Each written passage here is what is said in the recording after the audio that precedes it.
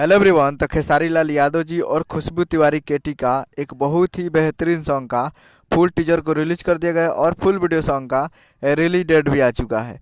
और इस गाने को लिखे हैं प्रकाश बारूद जी और इस गाने को गाए हैं खेसारी लाल यादव जी और खुशबू तिवारी केटी जी। और इसमें म्यूजिक भी दिए हैं प्रकाश बारूद जी, जो कि आपको स्क्रीन के ऊपर दिखाई दे रहा है। जिस सॉन्ग का टाइटल रखे गए रसियन आएगी, जिसका टाइटल है रसियन आएगी। और ये फुल टीजर को रिलीज कर दिया गया। जी हाँ, फुल टीजर रिलीज हो चुका है और बहुत ही बेहतरीन सॉन्ग है ये। और इसमें 4-5 रसियन होगी, तो बहुत ही ज़बरदस्त सॉन्ग है ये। और ये फुल वीडियो सॉन्ग को रिलीज किया जा रहा है। फुल वीडियो सॉन्ग रिलीज 31 दिसंबर 2024 को सुबह 7 AM पे ये फुल वीडियो सॉन्ग को रिलीज किया जा रहा है।